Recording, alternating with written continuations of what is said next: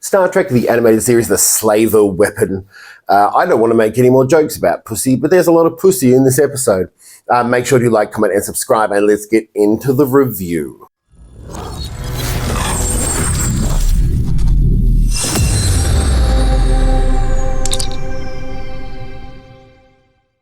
I've watched a good chunk of the animated series now. We're nearly at the end of season 1. And I knew the Kzinti existed. I knew because whenever they've been mentioned in videos and stuff that I've watched before, I've gone, man, they're fucking cool. Depressed emo cats. This episode has literally none of the TOS crew except for Spock, Uhura, and Sulu. It's like they gave them all a holiday. And and it starts off on a weird looking shuttle. So we've got another new shuttle, which is kind of cool, but also kind of very, very 70s. It's not cool. It's bad. They found a box left by slavers, of whom the box itself doesn't allow time to pass. So it's special and unique. And it's a box. It's yellow. And it starts to glow as they approach this system. They do mention it in what it's called in the series. It is oddly complicated. And the box starts to glow, pointing towards a possibility of another box. Do you know what we need? More boxes. And I've been saying that for many, many years.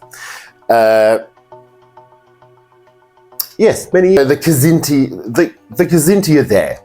The Kzinti, once they land on this ice world, of which may contain this other box, the Kzinti are there, and we are introduced to emo cats with fish ears. Depressing looking.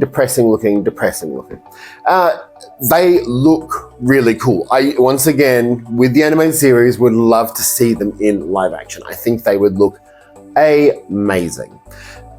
The Kzinti trap our crew, take the box. We get introduced to a psychic Kzinti who doesn't want to talk to Spock or Uhura, and it's implied because they're vegetarian. I actually empathize with this Kzinti a lot because, man, they're annoying.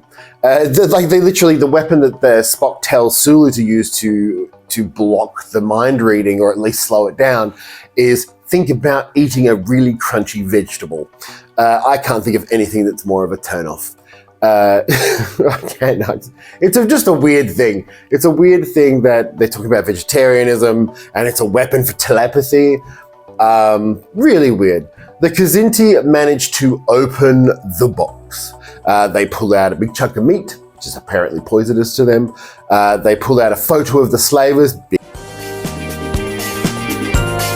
green monstery aliens, and they pull out what they think is a weapon. And it has a little dial on the side, and it's green. What we learned throughout this episode is that when they change the dial, because they take Sulu, Spock, and Uhura outside to test this weapon. They could have just left them there. I don't think they were planning on killing them. But as they change the settings, there's different settings for like a jetpack for some reason. Apparently it has handles you can stand on. It does not. I think they may have got the drawings of the gun mixed up, because there's another version of the gun that looks like it probably should have been like a jetpack or something like that. It doesn't really have a laser weapon. It doesn't have anything denoting a weapon. It has like a turning off a power thing.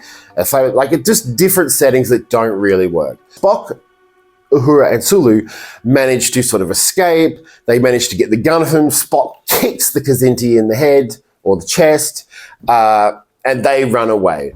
And when they run away, they test the weapon for weapon settings. They find one setting, and it is a big explosion. It's a nuclear explosion. It is explosively big. It is a very big explosion. And that is the weapon. But for some reason, they get caught again.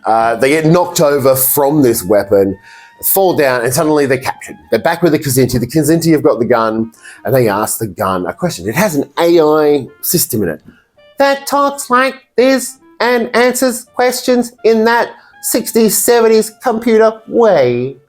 and ask it questions like, you need security codes to know where I'm from. You need security codes to know what abilities I have, which is interesting. The fact that they didn't ask for those security codes when Spock was firing the giant big weapon makes zero sense. But the Kzinti get asked these, and then the gun just decides, hey, I'm gonna give you the weapon. And Spock goes, I don't think that it's actually giving them what they want. And then the gun explodes them. It kills them. They are dead. The Kzinti are dead. Spock, funnily enough, explains this to us because in the animated series, they don't have enough time, so explaining it. The gun basically thought the Kzinti were an enemy because they couldn't answer the security codes. So what is the gun going to do? Blow them the fuck up. Which would make sense if they already hadn't used the giant weapon and Spock didn't get asked any questions at all. So it's okay for Spock to blow a fucking mountain, a chasm out of this planet, but not for the Kzinti just to ask questions. The episode ends with them talking about how the Kzinti are an empire, and we find out, like, for example, the Kzinti and humans were at war in like the 2150s. They said 200 years. So say this is sort of mid to late 23rd. So like in about, I want to say 50 years time from now, the Kzinti and Earth are at war. Right after, like pretty much like 2063's First Contact, pretty much right after that we're at war with Kzinti. Weird. I do know that there is some copyright issues with the Kzinti. I think they were developed by someone else and used in Star Trek, and now to use them in other media they have to pay. There's a weird thing. You can look it up. It's the Kzinti are, I don't think they're specifically owned by Paramount or Star Trek in general. This episode, it's probably my least favorite. I like the gun. I like the gun has a little dial which changes its settings. I like the way the gun looks. I think the gun is a really interesting idea. I think the boxes are weird. I think the Kzinti's love of meat is emphasized, but also the fact that they so hate vegetarians. And then there's a weird moment where Kzinti think that women are stupid, or Kzinti women are stupid. So Spock tells Uhura to play stupid so the Kzinti think she's stupid. But he goes, no, I respect your intelligence. No, you're just playing that, you're telling that woman to play dumb because other men think she's dumb. That's not very forward thinking, but it's fine. I want to put it this way. It was an episode that needed more time. It's an episode that needed more sort of narrative backing, and I think, and as with the problem with a lot of these episodes, they don't have that extra half an hour to bulk up the story, so they end up just sort of rushing through narrative with speak because it's expensive to animate this stuff. So I get that's why it's an animated show. It's like 25 minutes. Yeah, exactly 25 minutes this episode, and that's including credits. So. And there was a lot of buffing up the time in this one as well. Like they had just really long space shots of the shuttle and the planet and the phenomena going on. Like there was just times they lingered just a little bit. Like you are padding out this episode to meet your 25-minute time limit. But it was good. It was good, but this one is probably the weakest in terms of narrative because I feel like there was a bigger story written, but they had to sort of dumb it down and make it smaller. So, and then pad it out a little bit. So obviously they cut it down and they go, oh, actually this is too short, and then padded it out. And it just doesn't quite work. But everything there, the concepts are really good. The gun, the Kzinti, there's a lot of sort of lore, the Earth-Kzinti War, how Kzinti treat their women. There's a really, funnily enough in the animated series, there's a really good sort of, every time we meet a new alien culture, they sort of explain elements of that alien culture, what type of system of government they have, or what like beliefs or cultural things they have. which is something that I think that Star Trek should do more of. I think they should explore cultures more. And the animated series really, really does it. I think it does it more than TOS ever did. This episode in particular is like, there's a lot of new animation in this. So I imagine it was more expensive than the episodes. I think the last episode as well, there was a lot of new animation.